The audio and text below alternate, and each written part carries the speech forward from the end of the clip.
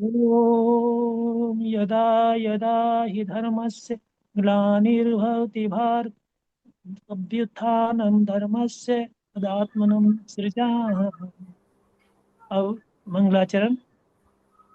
ओम सच्चिदानंद रूपाय विश्व उत्पत्त्यादि हेतवे तापत्रय विनाशाय श्री कृष्णाय वयम् कृष्णाय वयम्। ओम ब्रह्मानन्दं परम सुखदं केवलं ज्ञानमूर्तिं द्वन्द्वातीतं गगनसदृशं तत्त्वमस्यादिलक्ष्यम् एकं नित्यं विमलाचलं सर्वधी साक्षिभूतं भावातीतं त्रिगुणरहितं सद्गुरुं तं नमः। सद्गुरुं तं नमः। सद्गुरुं तं नमः। पुनः एक बार मंच पर उपस्थित सभी मेरे गुरु बहन भाइयों को मैं हृदय से नमन वंदन अभिनंदन करता हूँ। और आज के इस कार्यक्रम का शुभारंभ डेजी बहन के एक भजन से होगा। डेजी बहन, आप अपने एक भजन से आज के कार्यक्रम का आरंभ करें। डेजी बहन जी। बोलो सतगुरु भगवान की जय। बोलो शंकर भगवान की जय। महादेव कहे सुनो पार्वती, एक लोटा भांग पिला देना। महादेव कहे सुनो पार्वती, एक लोटा भांग पिला देना। एक लोटा भांग पिला देना। एक लोटा भांग पिला देना। महादेव कहे सुनो पार्वती, एक लोटा भांग पिला देना। मुझे सिर पे मुकुट सुहाते नहीं, मुझे सिर पे पगड़ी सुहाते नहीं, मुझे सिर पे मुकुट सुहाते नहीं, मेरे सिर पे पगड़ी सुहाते नहीं। महादेव कहे सुनो पार्वती, मेरे सिर पे चांद सजा देना। महादेव कहे सुनो पार्वती, मेरे जूड़े में चांद सजा देना। महादेव कहे सुनो पार्वती, एक लोटा भांग पिला देना। मेरे कानों में कुंडल सुहाता नहीं, मेरे कानों में बाली सुहाता नहीं, मेरे कानों में कुंडल सुहाता नहीं, मेरे कानों में बाली सुहाता नहीं। महादेव कहे सुनो पार्वती, मेरे कानों में बिच्छू सजा देना। महादेव कहे सुनो पार्वती, मेरे कानों में बिच्छू सजा देना। महादेव कहे सुनो पार्वती, एक लोटा भांग पिला देना। मेरे हाथों में कंगन सुहाता नहीं, मेरे हाथों में कड़ा सुहाता नहीं, मेरे हाथों में कंगन सुहाता नहीं, मेरे हाथों में कड़ा सुहाता नहीं। महादेव कहे सुनो पार्वती, मेरे हाथों में डमरू सजा देना। महादेव कहे सुनो पार्वती, मेरे हाथों में त्रिशूल सजा देना। महादेव कहे सुनो पार्वती, एक लोटा भांग पिला देना। मेरे अंगों में मेरे अंगों में वस्त्र सुहाता नहीं, मेरे अंगों में चोला सुहाता नहीं। महादेव कहे सुनो पार्वती, मेरे अंगों में भस्म लगा देना। महादेव कहे सुनो पार्वती, मेरे अंगों में भस्म लगा देना। महादेव कहे सुनो पार्वती, एक लोटा भांग पिला देना। एक लोटा भांग पिला देना हो, एक लोटा भांग पिला देना। बोलो शंकर भगवान की जय। भगवान की जय। वाह, बहुत सुंदर भजन। किस तरह से एक लोटा भांग पिला देना, वो भांग हमें भी मिल जाए। वो भांग क्या है, प्रेम की है, नाम की भांग हमें मिल जाए तो सब, फिर इन बाहरी जितनी भी सजावट है उसकी जरूरत नहीं पड़ती। वो अन्य तरह की सजावट से अपने आप को सजा लेता है व्यक्ति। जो डमरू सजा लिया, बिच्छू सजा लिए, नाग सजा लिए, क्या क्या किस तरह से अपने परिवेश में उन्होंने सजाया हुआ है। और फिर भांग का एक लोटा पीकर मस्त हो जाते हैं। तो हमें भी इस मस्ती, वो मस्ती है, ऐसी मस्ती में सो खो जाते हैं जो फिर उतरती नहीं। ऐसी मस्ती क्या जो करे और फिर उतर जाए। ऐसी मस्ती हमें भी जीवन में प्राप्त हो जाए, ऐसा हम सब मिलकर कोशिश करें। ये सत्संग की मस्ती सस्ती नहीं है, सस्ती नहीं है, महंगी है। और मिल जाए तो फिर जाती नहीं। तो आए अब निवेदन करते हैं श्री सिंह जी से कि सिंह सिंह साहब गुरुदेव भगवान का प्रवचन हमें सुनवाएं, अमृतमय वाणी से। जी स्वामी जी। जी, थोड़ी ही देर में हम सब परम पूज्य गुरुदेव भगवान की अमृतमयी वाणी का श्रवण करेंगे।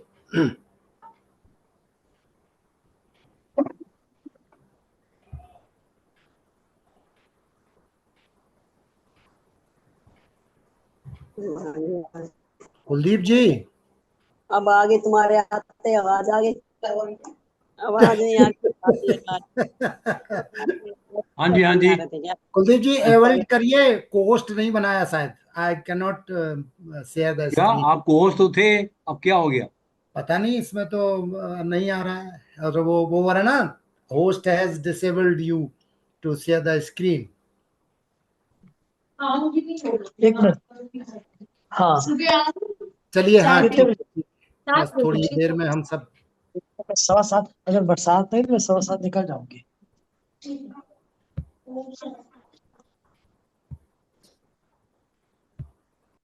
जय गुरुदेव। जय गुरुदेव, जय गुरुदेव।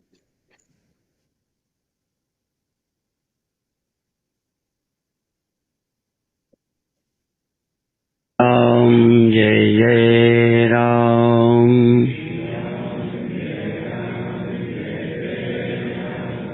श्री राम जय राम, जय जय राम,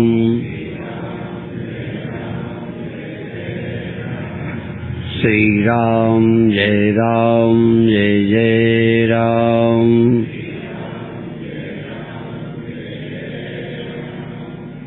सच्चिदानंद भगवान की। जिसको सुर असुर देवी देवता मनुष्य डरते हैं,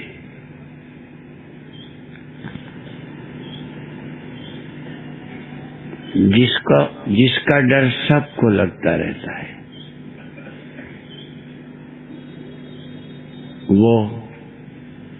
वह डर जिसके स्मरण से जाता है। शरीरधारी को, कोई भी शरीरधारी को उस एक के स्मरण के अलावा अतिरिक्त कोई चारा नहीं है सुखी होने का, निश्चिंत होने का। और सभी पुरुषार्थ उपयोगी हैं, जिसको कहते अर्थ, काम आवश्यक है। अर्थ भी हमारी व्यवहारिक जीवन काल की आवश्यकताओं को पूरी करता है। इसलिए अर्थ के पाने में प्रमाद नहीं करना चाहिए। जब तक जीवन है, हाँ, अर्थ का ख्याल रखना है। जिनके पास ये कम होता है वो भी दुखी होते हैं। निश्चित है। पर अधिक धन पाने के बाद भी कोई सुखी हो जाता है, ऐसा नहीं देखा। इसी तरह से शरीर स्वस्थ हो ये बहुत आवश्यक है।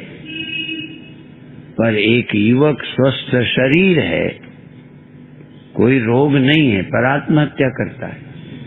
क्यों? कोई जरूर दुख है, अपमान का दुख हुआ, प्यार की कमी हो गई, हमारी कामना की पूर्ति में बाधा, या समाज में हम अपमानित हुए, आत्महत्या कर ली। यानी शरीर पूर्ण स्वस्थ होने पर भी यदि मन विवेकी ना हो, बुद्धि ना हो, तो आत्महत्या करता है। बहुत आत्महत्या करने वाले गरीब भी हैं, लेकिन अमीर भी आत्महत्या करने वाले मिले हैं।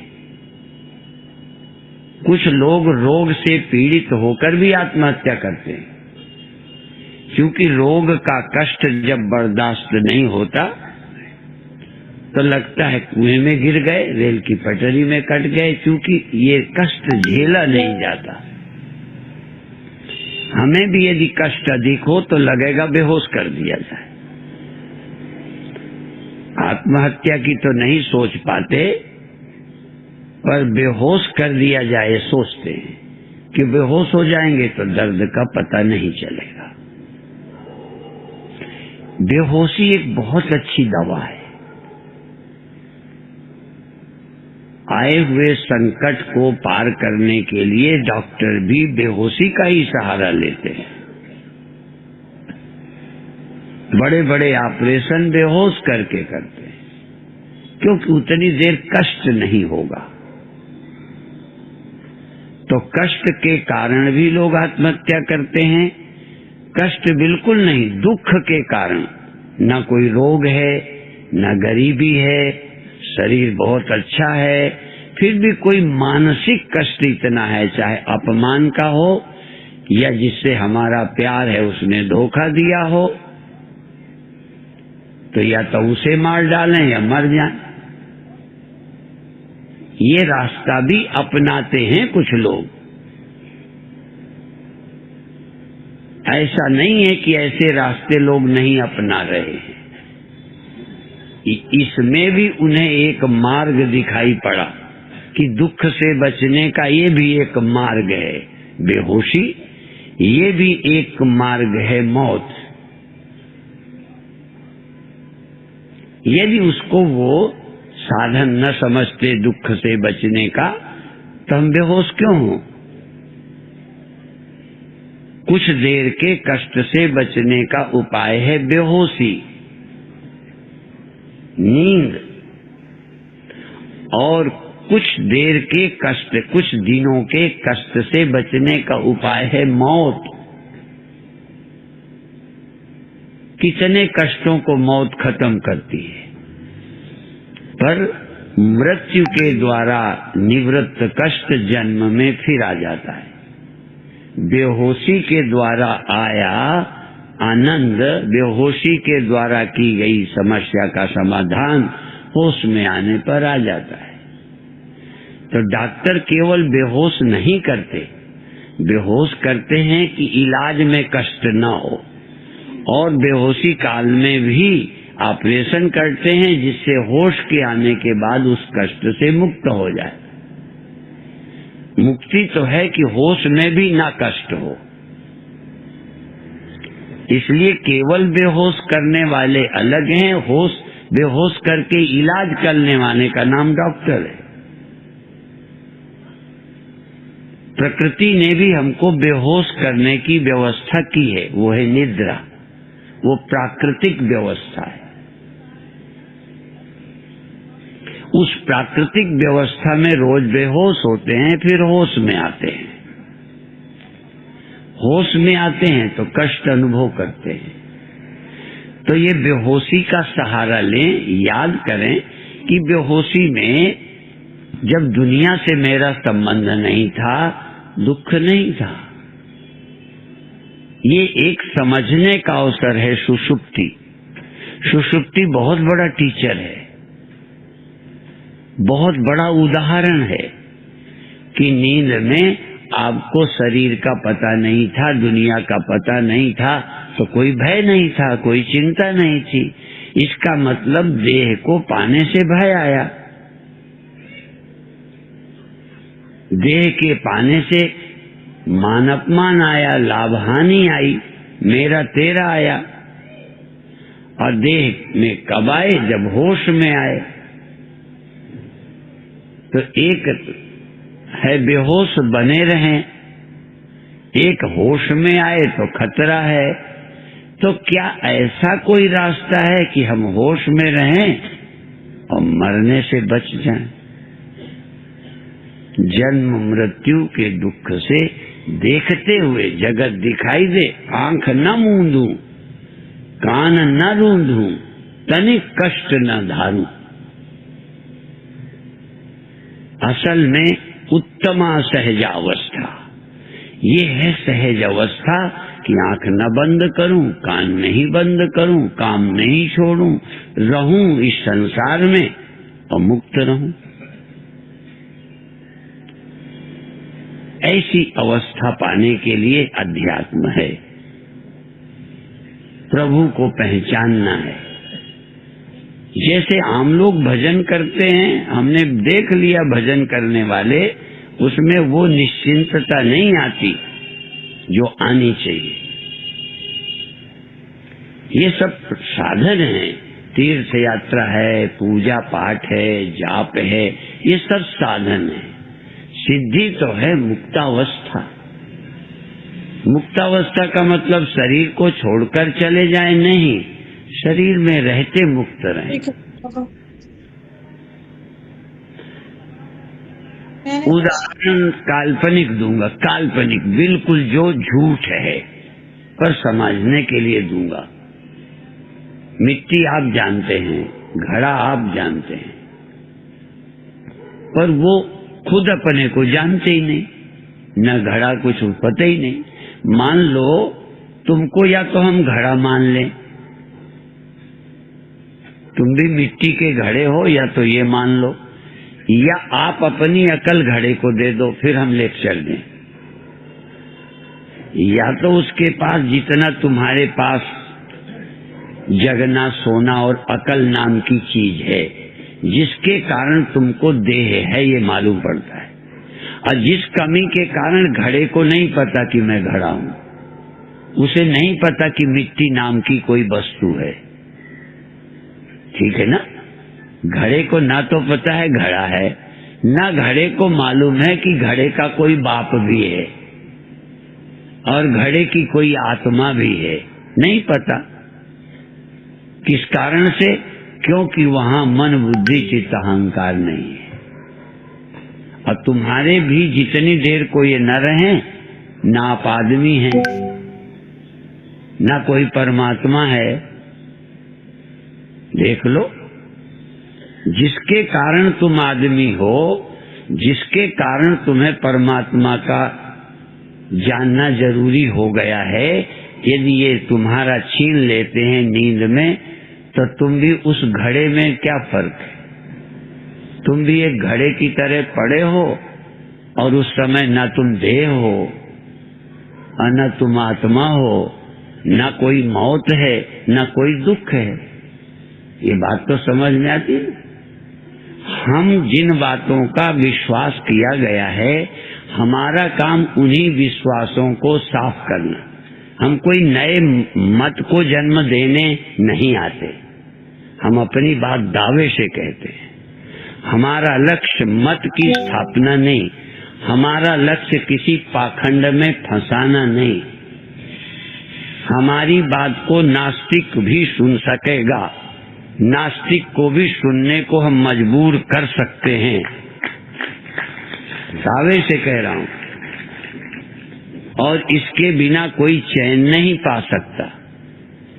इसलिए हम एक मोटी बात कह रहे हैं कि या तो आप में से मन बुद्धि चित्त अहंकार हटा लें, तो कोई समस्या नहीं। अभी हम आपका मन बुद्धि घड़े में डाल देते हैं। अब उस घड़े को हम समझाएंगे कि घड़ा है, फिर पूछेंगे घड़ा किससे बना है, घड़े में सत्यता किसकी है और घड़ा क्या है, और घड़े के मरने से मिट्टी का क्या बिगड़ता है, और घड़ा ज्यादा सच है या मिट्टी ज्यादा सच है, परमानेंट कौन है, टेम्परेरी कौन है, सत्य क्या है, परम सत्य क्या है और क्षणिक सत्य क्या है, सदा रहने वाला कौन है, कुछ समय रहने वाला कौन है, विचार करो। और उन दो में तुम क्या हो, वो बुद्धि और अहंकार से पूछेंगे इन दो में तुम क्या हो, केवल एक हो, केवल घड़ा हो, मिट्टी हो ही नहीं, केवल मिट्टी हो, घड़ा हो ही नहीं, या तुम ही दोनों हो, ये पूछेंगे मन बुद्धि से। बिना मन बुद्धि के ना तो कोई समस्या है, ना कोई गुरु है, ना समाधान की जरूरत है।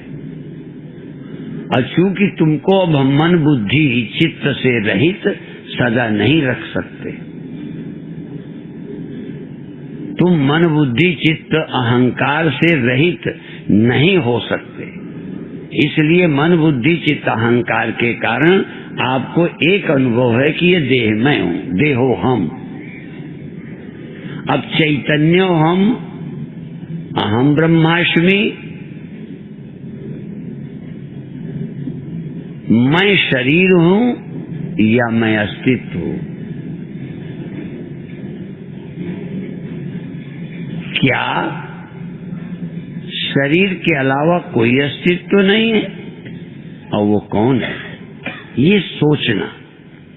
इस संसार की दवा क्या है, शंकराचार्य कहते हैं क्या रोग है, कहते भव एव साधो किम दीर्घ रोगो, तमाम जुकाम बुखार रोज आता है चला जाता है, ये लंबी बीमारी क्या है, बड़ी बीमारी क्या है, कहते संसार, ये संसार है, ये बड़ी बीमारी है, सारी मौत दुख मेरा तेरा संसार दिखने पर है।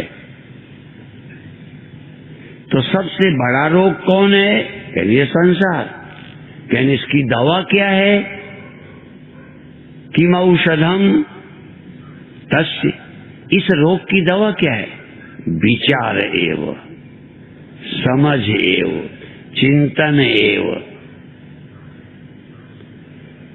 सत्य का अनुसंधान, इसका विचार करो। क्या संसार अकेला चल रहा है, इसके पीछे कोई वेश, कोई आधार, कोई सत्य नहीं है।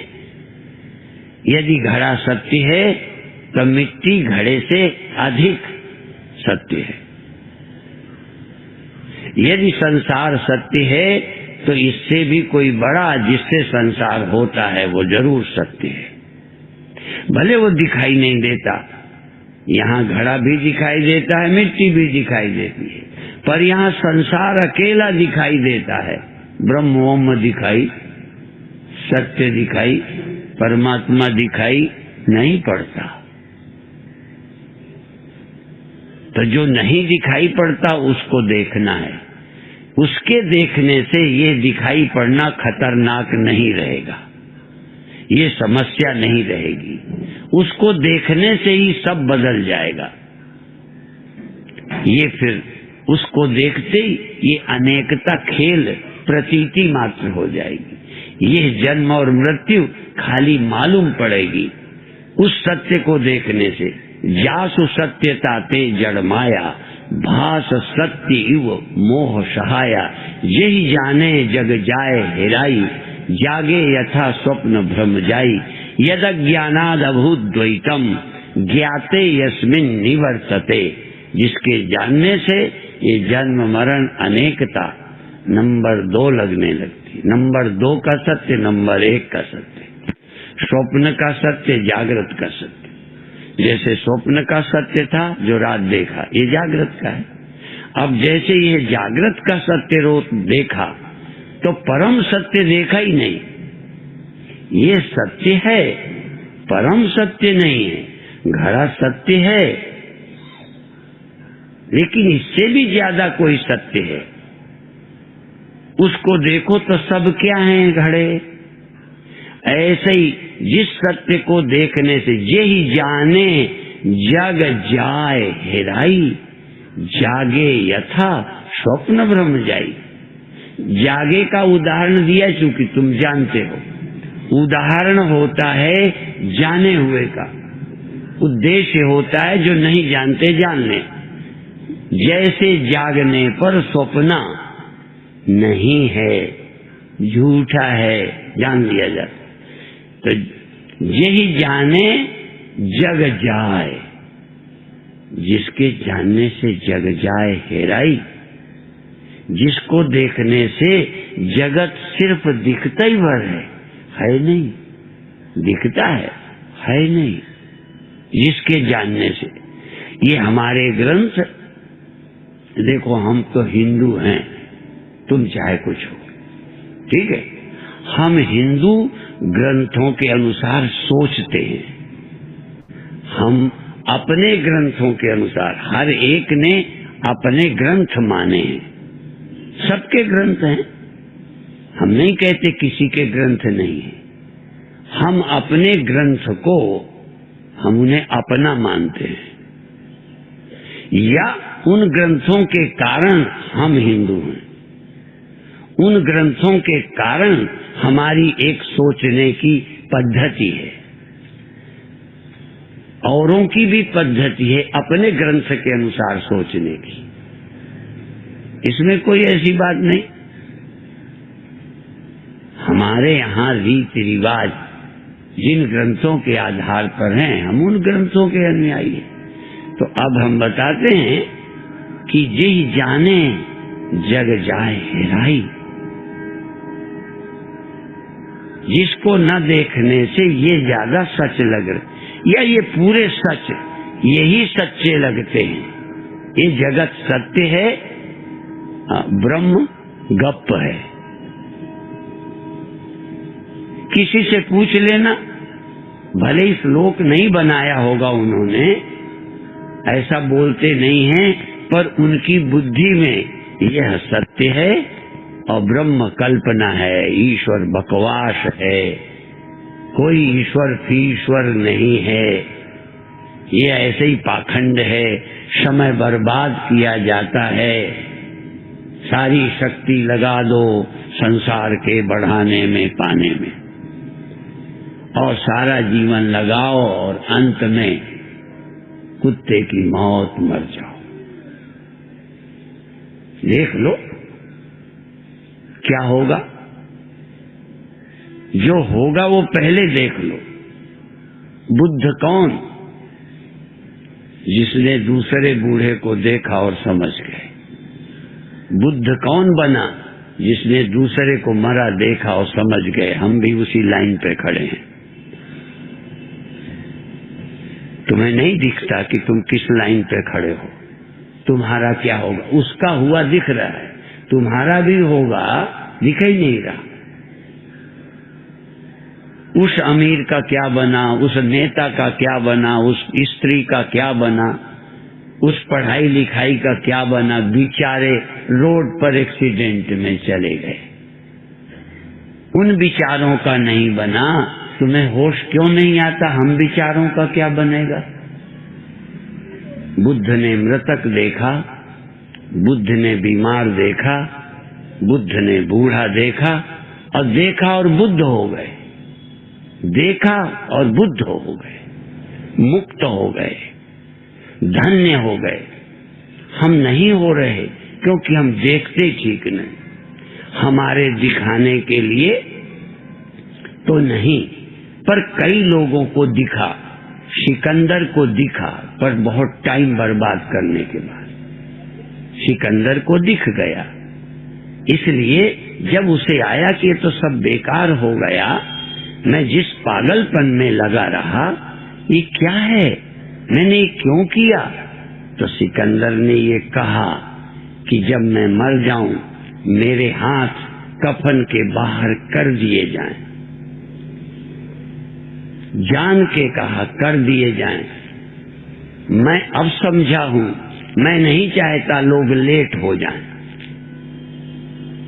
मैं इतने अत्याचार, अन्याय, वीरता के नाम पर, ताकत के नाम से कर लिए हैं।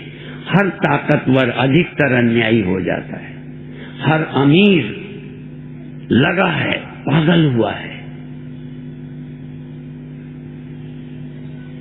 तो सिकंदर ने कहा मैं नहीं चाहता इतना विलंब में लोगों को समझ आए, इतना उपद्रव करने के बाद समझ आए, इसलिए मेरे हाथ कफन के बाहर किए जाएं, जिससे लोग देखें सिकंदर जब गया दुनिया से दोनों हाथ, वो तो दिखाने के लिए हाथ ही नहीं रहे, हाथ ही नहीं गए सिकंदर के साथ।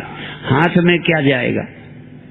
यदि सिकंदर के हाथ में मान लो रख भी दिया जाता, वो कह देता मेरी छाती पे धर देना, मेरे हाथों को कपड़े से बांध बूंद के रुपए कुछ दे देना। वो तो यहाँ भाव है कि तुमको दिख जाए, हाथ ही साथ नहीं गए। घर की नारी को कहे तन की नारी ना, ये नारी छोड़ गई, शरीर ही छोड़ गया, तो क्यों समझना है? जीवन आनंद। आप सोचते हो इससे दुख होगा, दुख बढ़ा के इलाज। जो तुम ध्यान नहीं देते, बुद्ध ने ध्यान दिया, नुकसान नहीं हुआ बुद्ध का। बुद्ध जैसा व्यक्ति महान, बुद्ध जैसा शांत, बुद्ध जैसा मुक्त पुरुष हुआ तो पहले दुख देखा। तो जिन्हें नहीं दिखता हम दिखाते हैं। बुद्ध को अपने आप दिख गया, सिकंदर को दिख गया, उसने चाहा लोग देख लें। मेरे को तो मौत जब नजदीक आई तब समझ में आया, पर सिकंदर सोचता था मेरे बाद कोई सिकंदर ना हो, ऐसा कोई पागल ना हो। लेकिन वो नहीं जानता था कि कोई भी बिना भोगे नहीं समझता, भटकता है फिर समझता है। सुरखुरू होता है इंसान ठोकरें खाने के बाद। मौत जब नजदीक दिखती है तब अकल आती है। कई बूढ़े दुखी हैं, बच्चों को योग्य बनाया, पढ़ाया लिखाया, क्या सपना देखा, आज बच्चे ही नहीं पूछते। ये जिंदगी है। मैं नहीं कहता बच्चे तुम्हें पूछें, मैं तो ये चाहता हूं बच्चों की ओर तुम ताकते क्यों हो? बच्चे तुम्हें प्यार करें तब तुम सुखी होगे। तुम्हें कोई मान दे तब तुम सुखी होगे। कोई तुम पर रहम करे तब अमर होगे। काल तुम पर रहम कर दे तब तुम अमर होगे। हमारे उपनिषद कहते हैं काल के माथे पग धरू सतगुरु के उपदेश। उस ज्ञान को प्राप्त करो कि काल भी तुम्हारा कुछ बिगाड़ न पाए। बहुत बार मैं नीति का सूत्र बोला करता हूं, नीति का है एरंडम अवलंब्य। एरंड जानते हो, जिससे तेल निकलता है, एरंड का पेड़ होता है, अंडी का। हम तो यूपी के हैं, हम समझ जाएंगे। अंडी का पेड़ कहते हैं अंडी के पेड़ में चढ़कर या उसके सहारे हाथी को गुस्सा नहीं करना। एरंडम अवलंब्य कुंजरम न प्रकोपयेत। हाथी को गुस्सा नहीं करना छेड़ करके अंडे के पेड़ के सहारे। तो काल से लड़ाई करनी है तो शरीर के सहारे नहीं लड़ना, परमात्मा का आश्रय लेना। इसके सहारे तुम काल का मुकाबला करोगे। संसार में कोई शरीर के रहते उपाय तो करना है, पर शरीर के भरोसे नहीं रहना। पर इतना ही है कि इसके रहते सहारा जिसका लेना है ले लो। यदि इसी के सहारे बैठे रहे जवानी के, ताकत के, पैसे के, पद के।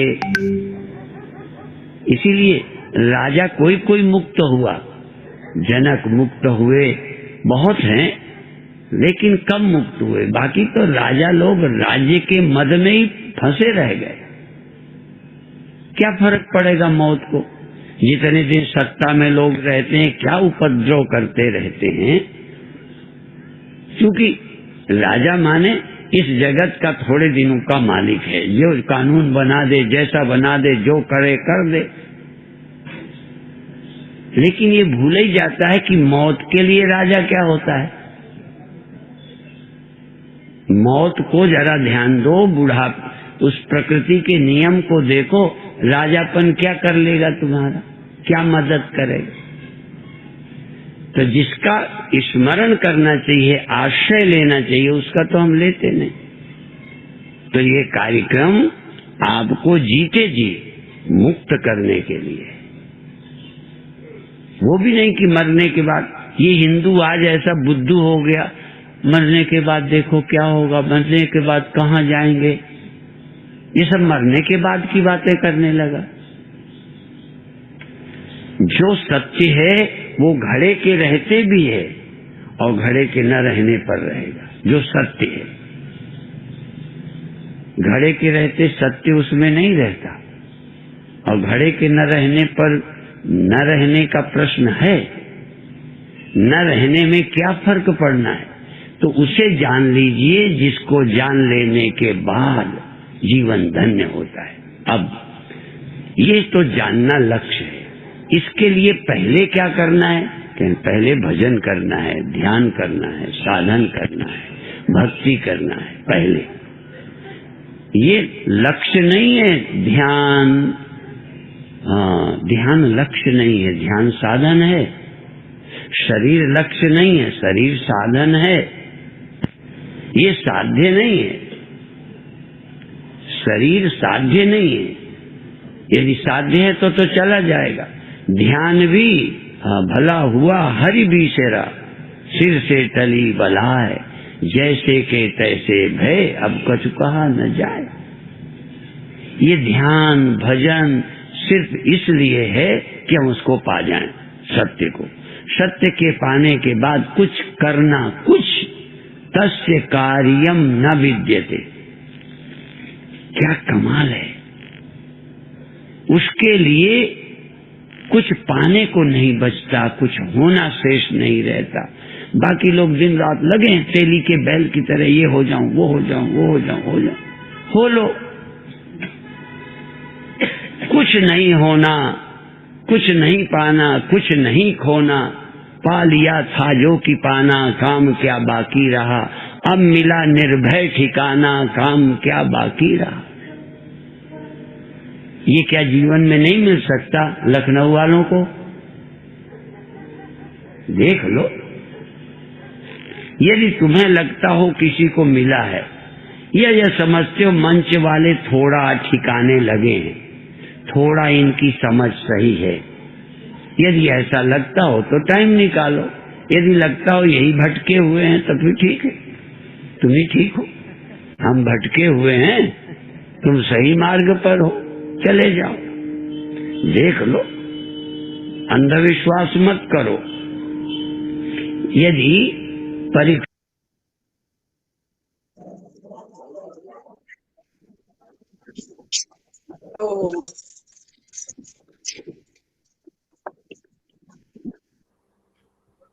बोलिए गुरुदेव भगवान की जय। जय। बहुत सुंदर प्रवचन के माध्यम से गुरुदेव भगवान ने उस सत्य की खोज का, यही जाने जग जाए हराई। मिट्टी भी सत्य है, घड़ा भी सत्य है। घड़ा क्षणिक सत्य है, मिट्टी परम सत्य है। तो ये संसार भी सत्य है और परमात्मा परम सत्य है। तो अगर सत्य क्षणिक सत्य है, लगता है मन बुद्धि अहंकार है और रहेंगे। मन बुद्धि अहंकार के रहते, जीवन रहते मुक्ति की कल्पना करो। उस मुक्ति की कल्पना, मरकर मुक्ति मिलती होगी वो अलग बात है, लेकिन जीते जी मुक्ति मिलती है। इसका अनुसंधान करो और जीते जी मुक्त होकर शरीर शरीर जाए, शरीर फिर जाए ना जाए, शरीर की जाने आने की कोई कल्पना नहीं, कालातीत हो जाएंगे हम। फिर काल हमारा कुछ नहीं बिगाड़ पाएगा जब हमने परम सत्य को जान दिया। और परम सत्य है, वो दिखता नहीं, मिट्टी दिखती है, घड़ा दिखता है, लेकिन परम सत्य दिखता नहीं है। उस परम सत्य को देखने के लिए दिखाना गुरुदेव का लक्ष्य है। और जिसको वो एक बार दिख जाए, फिर संसार संसार नहीं रहता, संसार एक स्वप्नवत हो जाता है। जिसके जानने के बाद जगत खो जाता है, जगत खो जाता है। मैं स्वयं में खो जाता हूँ, अरे मैं स्वयं में खो जाता हूँ।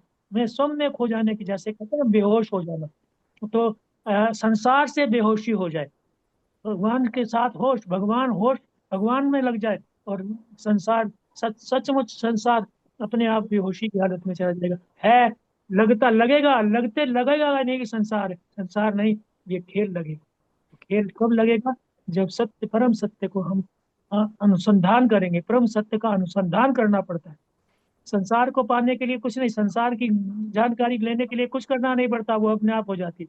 लेकिन परम सत्य को जानने के लिए महापुरुषों की शरणागत होकर, उनकी उनकी सेवा करके, उनके सानिध्य में रहकर, उनकी बात को सत्य मानकर, उनकी साथ बात का अन्वेषण करके उस परम सत्य को, तो अभी समय बहुत ज्यादा हो गया। अब राम अवतार गुप्ता जी से निवेदन करेंगे कि आज के इस क्वेश्चन पर अपनी अभिव्यक्ति प्रदान करें।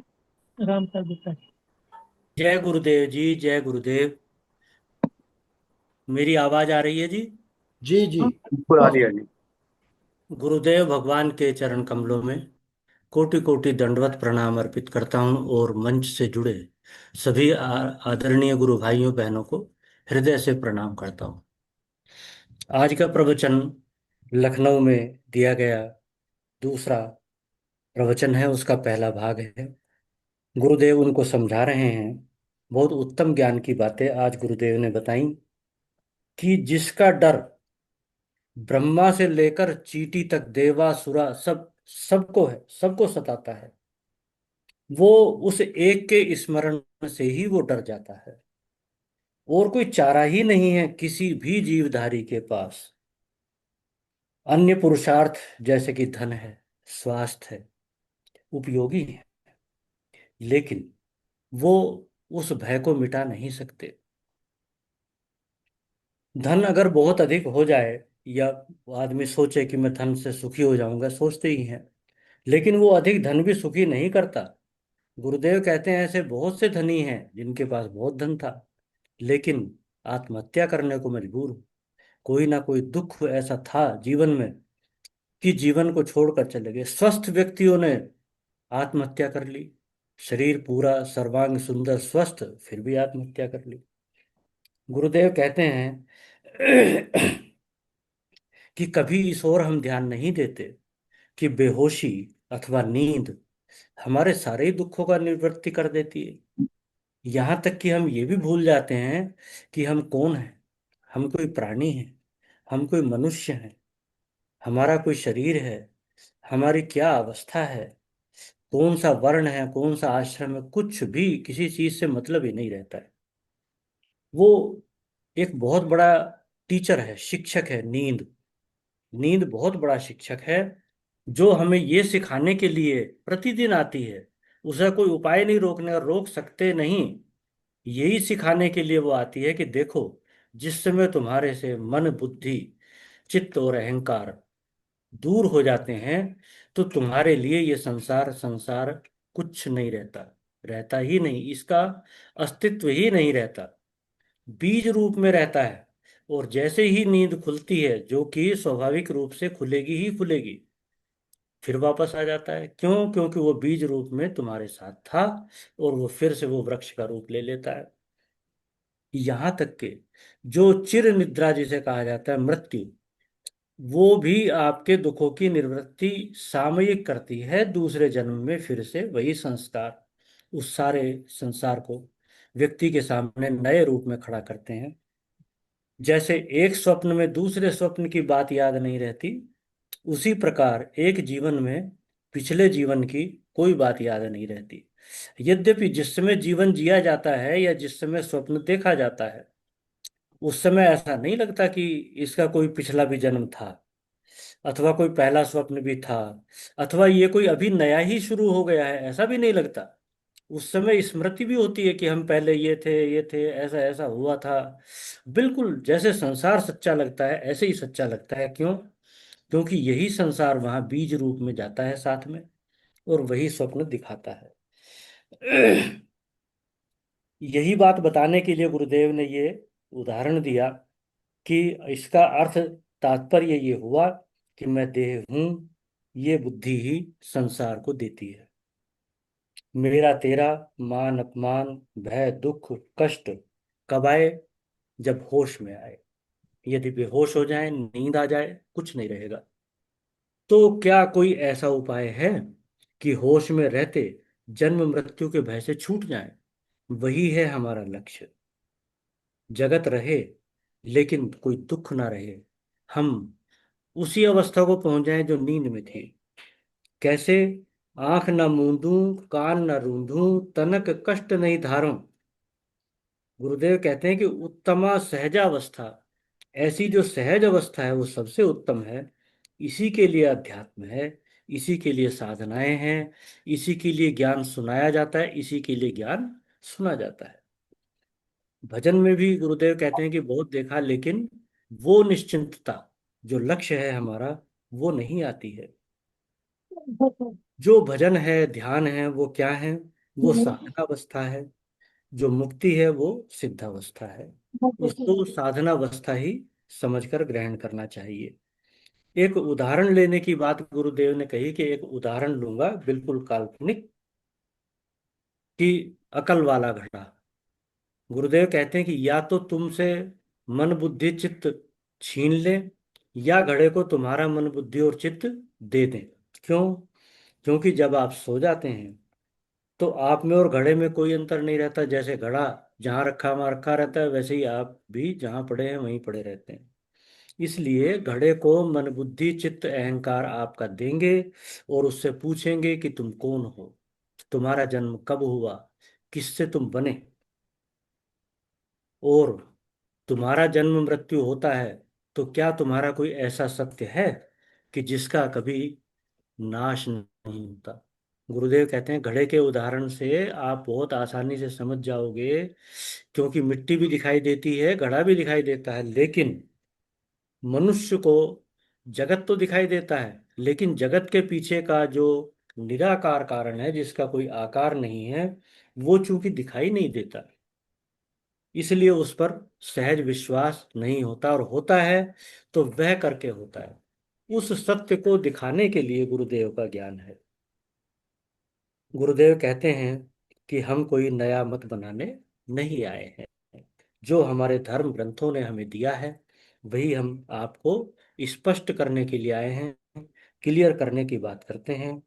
हम तुम्हें सदा मन बुद्धि चित्त से रहित नहीं रख सकते, किसी को नहीं रख सकते। कोई भी आदमी कितना ही जागृत रहने की कोशिश करे, उसको नींद आएगी ही आएगी, और वो सदा सोया भी नहीं रह सकता। चाहे वो, उसको कोई काम ना हो, छुट्टी हो, बिल्कुल कुछ काम नहीं है करने के लिए, लेकिन फिर भी वो जगेगा ही जगेगा।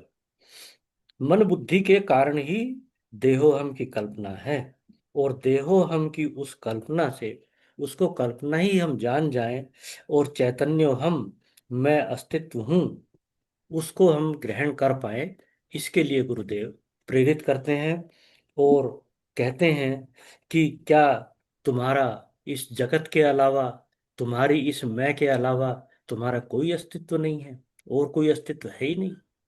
तो तुम वो अस्तित्व हो, या तुम ये जगत में जो अपने आप को जानते हो वो हो। जैसे घड़े को पूछते हैं कि तुम केवल घड़ा ही हो, या कि तुम मिट्टी ही हो, या कि तुम दोनों हो। और ये पूछ किससे रहे हैं? जो मन बुद्धि चित्त अहंकार घड़े को दिया। अर्थात यहाँ इस देह में भी जब मन बुद्धि चित्त अहंकार का साथ है जागृत में हमारे पास, तभी इसको पूछना है और तभी इसको बताना है। जब ये मन बुद्धि चित्त अहंकार से जुदा हो जाता है, जब ये सो जाता है, तो इसके लिए सब ज्ञान बेकार है। इसलिए जागृत अवस्था में ही इसको ज्ञान सुनाया जाता है। और जो जागृत अवस्था में है, जिसके पास इस समय मन बुद्धि चित्त अहंकार है, चाहे वो गुरुदेव हैं, चाहे वो भगवान कृष्ण थे, वही उस ज्ञान को सुना सकते हैं। वही कह सकते हैं कि मुझी से संसार उत्पन्न हुआ है। ब्रह्म स्वयं वो चैतन्य स्वयं, वो अस्तित्व स्वयं ना कुछ बोल सकता है, ना उसको बोलने की कोई आवश्यकता है। यहाँ गुरुदेव कहते हैं, जगत गुरु शंकराचार्य कहते हैं, किम दीर्घ रोगो, कि सबसे बड़ा रोग क्या है? ये जो सर्दी जुकाम जुकाम बुखार है, ये तो अस्थायी रोग हैं। सबसे बड़ा, सबसे लंबा रोग क्या है? कहते हैं भव एव साधो। ये जो जन्म लिया है मनुष्य का, यही सबसे बड़ा रोग है। तो किम औषधम तस्य, उसकी औषधि क्या है? विचार एव, चिंतन एव, समझ एव। विचार ही उसका साधन है, विचार ही करने की आवश्यकता है। क्या विचार करना है? कि क्या संसार सत्य है? क्या मिट्टी घड़े से ज्यादा सत्य है, या घड़ा ही ज्यादा सत्य है? उसी प्रकार संसार से बड़ा कोई सत्य अवश्य है। जैसे घड़े से बड़ा कोई सत्य अवश्य है, घड़ा बना किससे? इसी प्रकार जो दिखाई नहीं देता और जिससे संसार बना है, जो इसका परम सत्य है, वो हमारा लक्ष्य है। उसी को देखना है। उसको देखने से फिर ये दिखाई देने वाला कोई कष्ट नहीं देगा। इसके कष्टों की निवृत्ति इसके होते हुए, इसके रहते हुए हो जाएगी। क्यों?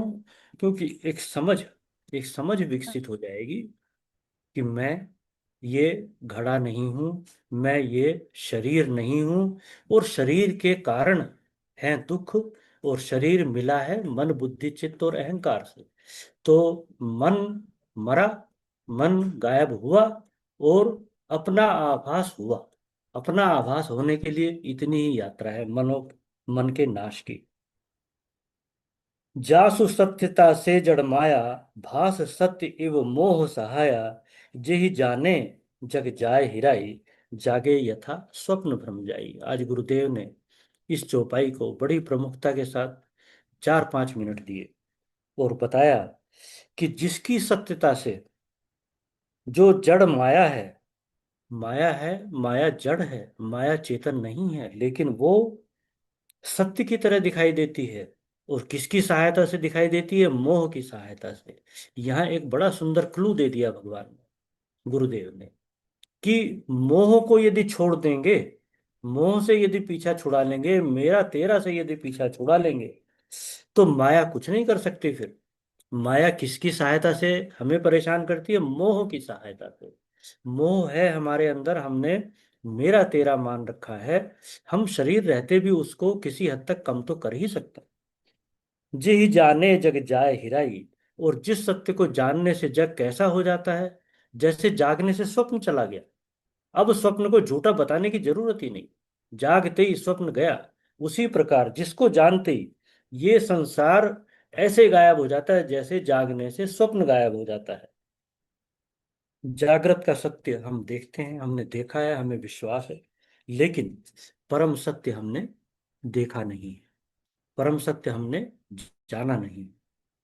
गुरुदेव कहते हैं कि हम हिंदू हैं, अपने ग्रंथों के अनुसार सोचते हैं। आप अपने आप को इस गरिमामयी अपनी आइडेंटिटी से साक्षात्कार करें, जानें कि हमारे ग्रंथों का जो ज्ञान है वो कितना ऊंचा है। इसके लिए प्रेरित करते हैं, और उन्हीं के कारण हम हिंदू हैं। जैसे और जो मजहब हैं, उनके भी अपने धर्म ग्रंथ हैं, उससे कोई विरोध नहीं हमारा। वो उसके अनुसार सोचते हैं, लेकिन हम हिंदू हैं और अपने ग्रंथों के कारण हैं, इसलिए हम उनके अनुसार ही सोचते हैं। जिसने संसार का अनित्यता, क्षण भंगुरता, अपने बीमार होने के लिए आवश्यकता नहीं उसकी, अपने मरने की आवश्यकता नहीं है उसकी। कैसे? बुद्ध का उदाहरण देते हैं कि बुद्ध ने दूसरे को बीमार देखा, दूसरे को बूढ़ा देखा, दूसरे को मृतक देखा, और बुद्ध हो गए। अपनी इंतजार थोड़ी की कि मैं बीमार पड़ूं, लेकिन हम भी दिन रात उसी संसार को देख रहे हैं, दिन रात उसी संसार में रह रहे हैं, लेकिन उस ज्ञान तक नहीं पहुंचते, उस जरूरत को ही नहीं समझते, इस संसार में ही भ्रमित हो गए हैं।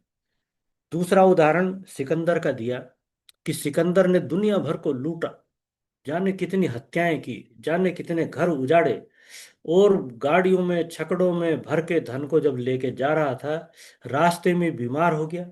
रास्ते में उसका प्राणांत हो गया, और जब वो मरने लगा तब उसको ये होश आया कि ये मैंने क्या कर दिया।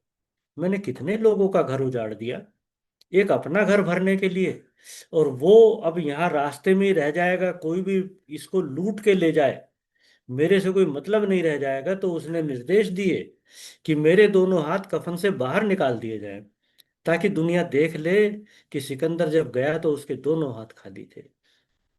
यहाँ गुरुदेव उसमें अपनी तरफ से जोड़ते हैं कि हाथ में तो कुछ रख भी सकते थे, लेकिन हाथ ही नहीं रहे, शरीर ही यहीं साथ नहीं जाता, शरीर यहीं मिट्टी का मिट्टी में मिल जाता है। इसलिए घर की नारी को कहे तन की नारी ना है, कि घर की नारी का क्या शौक करें, या घर की नारी क्या शौक करे उस आदमी के लिए जिसकी अपने तन की नारी यानी कि जो नाड़ी है वही नहीं साथ दे रही, वही गायब हो गई, खत्म हो गई, शरीर ठंडा हो गया। बुद्ध ने ध्यान दिया इस बात पर, तो गुरुदेव कहते हैं उसका नुकसान नहीं हुआ। इसलिए तुम भी मत डरो, लखनऊ वालों, घबराने की जरूरत नहीं है कि इस बात पर ध्यान दोगे तो कोई नुकसान हो जाएगा। नुकसान बुद्ध का नहीं हुआ। बुद्ध बुद्ध हो गए, सदा के लिए अमर हो गए। आज तक लोग बाग उनकी पूजा करते हैं, आज तक लोग हम भी उनको भगवान का अवतार मानते हैं, 24 अवतारों में गिनते हैं। इसलिए ध्यान देने की आवश्यकता है। और भी बुजुर्गों को भी उद्बोधन देते हैं गुरुदेव, कई बूढ़े दुखी हैं कि बच्चे ख्याल नहीं करते। गुरुदेव कहते हैं तुम उनकी ओर ताकते ही क्यों हो, कोई मान दे, तुम पर काल रहम कर दे, इसकी आशा क्यों करते हो। काल के माथे पग धरूं सतगुरु के उपदेश, उस ज्ञान को उपलब्ध हो कि तुम काल के भी सिर पर पैर रखकर आगे बढ़ सको, इस बात को जान सको कि ये काल मेरे लिए नहीं है, ये प्रकृति का है, प्रकृति के लिए, इस शरीर के लिए, इस शरीर को ये नष्ट कर सकता है लेकिन मुझे नहीं कर सकता। शरीर के रहते प्रयास करो पर इसके सहारे न रहो। एरंडम अवलंब्य कुंजरम न प्रकोपयेत, कि एरंड का सहारा लेके कि मैं एरंड के पेड़ के पीछे छुप जाऊंगा, उसमें कुछ जान तो होती नहीं। हाथी एक बार सूंड घुमा दे तो एरंड का पेड़ और उसके पीछे छुपने वाला दोनों को उठा के फेंक देगा। उसी प्रकार यदि हम इस शरीर के सहारे काल से लड़ना चाहते हैं तो बहुत बड़ी भूल है हमारी। बहुत सारे राजा हो गए जिनके पास क्या नहीं था, बहुत कुछ उनके पास में, धन का मद था, शक्ति थी, कुछ भी कर सकते थे वो, लेकिन राजा बहुत कम मुक्त हुए हैं। मौत को क्या फर्क पड़ता है कि आप राजा हैं या रंक हैं। राजा भी वैसे ही बूढ़ा होता है जैसे एक गरीब आदमी बूढ़ा होता है और उसी तरह से मर जाता है। ये कार्यक्रम जीते जी की मुक्ति के लिए है। गुरुदेव कहते हैं घड़े के रहते भी सत्य तो उसी में है, घड़े के न रहने तक की बात क्यों सोचते हो। आज हिंदू इतना मूर्ख क्यों हो गया है कि वो सोचता है कि मरने के बाद हमारी सदगति हो जाए। उसको आभास ही नहीं इस बात का, वो अपने ग्रंथों को पढ़ता ही नहीं है कि मुक्ति जीते जी ही होनी चाहिए और हो सकती है केवल जीते जी। इसके अलावा दूसरा उपाय नहीं है कि मरने के बाद मुक्ति मिल सके। पहले भजन ध्यान किया जाना चाहिए, पर ये लक्ष्य नहीं, ये साधन है, साध्य नहीं है। भला हुआ हरि बीसरा, सिर से टली बलाए, जैसे कि तैसे भये, अब कुछ कहा न जाए। और आखिर में लखनऊ वालों से कहते हैं कि यदि आप लोगों को लगता है कि जो यहाँ आपके सामने मंच पर बैठे हैं इन्होंने कुछ पाया है, ये कुछ आपसे ज्यादा जानते हैं, तो हमारी बात सुनो, उसको उस पर मनन करो, विचार करो, चिंतन करो, जीवन में अपनाओ और अपने जीवन को धन्य करो। इतना ही कहकर मैं अपनी वाणी को विराम दूंगा। जय गुरुदेव, जय गुरुदेव।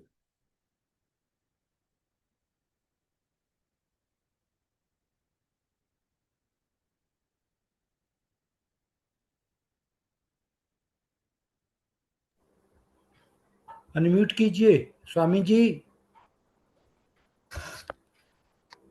स्वामी जी सुन पा रहे हैं आप?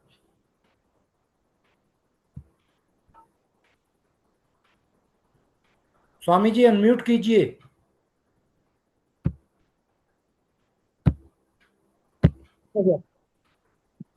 जी। बहुत ही कम शब्दों में रामपाल जी ने गुरुदेव के पूजन पर जो पूर्ण रूप में तथ्य और सत्य था उसको प्रस्तुत किया है। सचमुच लगता है कि ये रोज सुनना, रोज इस सत्य की अनुसंधान की बात को कब हमारे कब हमारे जीवन का जीवन में प्रभाव आएगा, जीवन हमारा इससे प्रभावित कब होगा। हमें कल्पना करनी चाहिए, हमें सोचना चाहिए कि गुरुदेव भगवान हमें कहाँ कहाँ तक ले जाना चाहते हैं। वहां तक ले जाना चाहते हैं जहाँ कोई दुख नहीं, कोई सुख नहीं, कोई लाभ नहीं, कोई हानि नहीं, जहाँ कोई मान नहीं, कहाँ जहाँ अपमान नहीं, उस सत्य तक ले जाना चाहते हैं जो निराकार है। और ये आकार है, ये रूप है और नाम है, नाम और रूप से अलग, जो नाम और रूप से के बिना जो सत्य है वही सत्य है, वही निरंतर है। ये सतत नहीं है। ये जो संसार है ये सदा रहने वाला नहीं है, ये निरंतर परिवर्तन वाला है।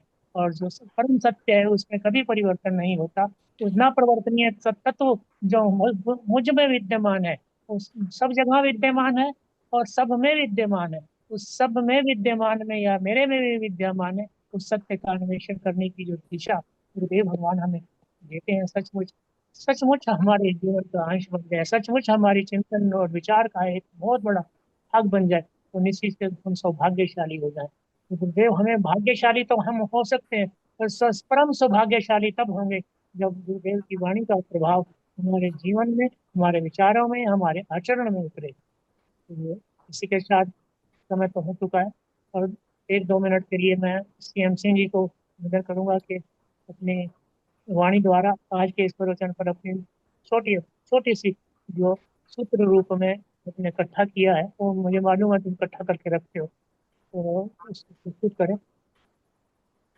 जी जी स्वामी जी।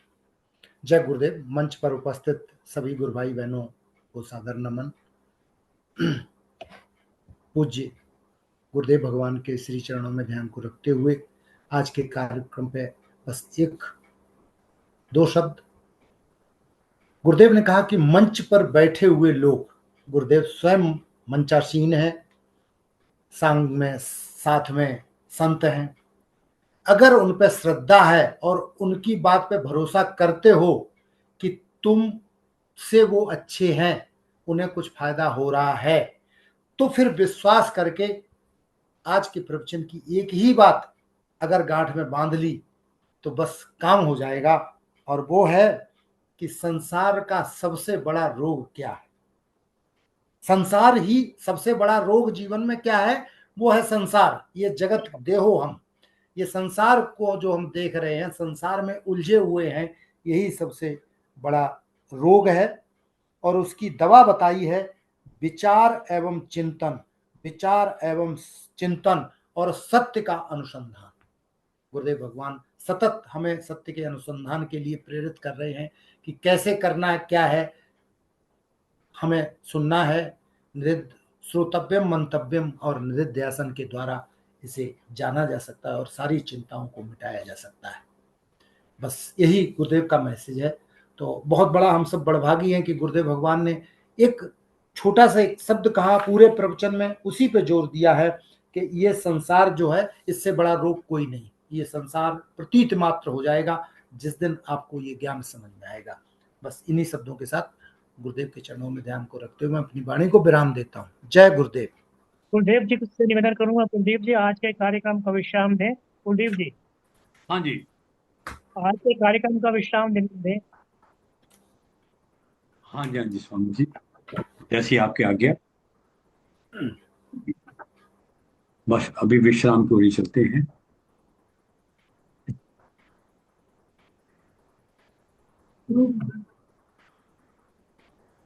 सबसे पहले सदगुरु भगवान को प्रणाम, साथ संगत को सबको नमस्कार। गुरुर्ब्रह्मा गुरुर्विष्णु गुरुर्देवो महेश्वरा, गुरु साक्षात् परम ब्रह्मा तस्मै श्री गुरुवे नमः। ध्यान मूलम गुरु मूर्ति पूजा मूलम गुरु पदम, मंत्र मूलम गुरु वाक्यम मोक्ष मूलम गुरु कृपा। सर्वे भवन्तु सुखिनः सर्वे सन्तु निरामया, सर्वे भद्राणि पश्यन्तु मा कश्चित् दुःखभाग् भवेत्। बोलिए सदगुरु भगवान की जय। जय सनातन धर्म की जय। जय गौ माता की जय। जय विश्व का कल्याण हो। जय। मेरे हे सदगुरुदेव, हे मेरे गुरुदेव, हे परमात्मा, मेरे पे सदा आपका हाथ रहे, आशीर्वाद रहे। आप सब बोलिए, हे गुरुदेव, हे गुरुदेव, आपका आशीर्वाद आपका आशीर्वाद मेरे पे हमेशा सदा बना रहे, हम सब पर हम सब पे हमेशा बना रहे। हम सब पे आपके हमेशा बना सहारे मैं इस जीवन को मुक्त कर सकूं। मैं अपने आपके प्रवचनों के सहारे मैं आप अच्छा जी नहीं, अनम्यूट की ऑप्शन है सब में।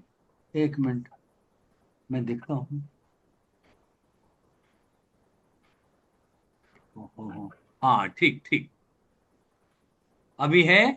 हाँ जी। सबको हाँ, म्यूट कर उसके दिया इशारे आपने, से मैं सबको समझ म्यूट गया। कर दिया, म्यूट उसके किया इशारे से है। ये म्यूट कर सकते हैं। सबको म्यूट कर दिया है। फिर से सबका म्यूट करके रखा है। हाँ, कोई हाँ, बोल ही हम नहीं बोलेंगे, पाता। हे गुरुदेव, हे गुरुदेव, आपका सहारा आपका आपका सहारा सहारा मेरे पे सदा बना रहे, मेरे पर सदा बना पर रहे। सदा बना रहे। आपका आशीर्वाद मुझे सदा मिलता रहे। आपका आपका आशीर्वाद आशीर्वाद मुझे सदा मिलता रहे। बस आपके आशीर्वाद के सहारे, आपके आपके आशीर्वाद के आशीर्वाद के सहारे, सहारे, आपके दया के सहारे आपकी दया के आपकी सहारे दया के सहारे मैं अपने जीवन को मुक्त कर सकूं। मैं अपने जीवन को मुक्त कर मैं अपने जीवन को मुक्त कर सकूं। जय गुरुदेव, जय जय गुरुदेव, जय गुरुदेव, जय गुरुदेव। जय जय गुरुदेव। गुरुदेव। जोर से बोलिए, ये म्यूट सारे क्या बात है इनके? कपिल देव जी, जसविंदर सिंह जी, आप नहीं है? बीना जी कहाँ है? जय कुकरेजा जी, हाँ जी, जय गुरुदेव। अभी जय शक्ल दिखाइए गुरुदेव। जरा, थोड़ा थोड़ा। जय जय गुरुदेव। गुरुदेव, जय गुरुदेव, एक जय रह गुरुदेव, गई छोटी सी, आज के आनंद जय की। गुरुदेव। जय। जय आज फिर के से आनंद बोलिए, की। जय सतगुरु भगवान जय की जय। जय। जय। आज के आनंद की नमो नारायण, जय नमो नारायण, नमो नारायण। नमो नारायण, नमो नारायण। नमो नमो नारायण, नारायण, नमो नमो नमो नारायण, नारायण, नमो नमो नारायण, नमो नारायण। कहाँ जय। है? एंड को क्लीन करने। ये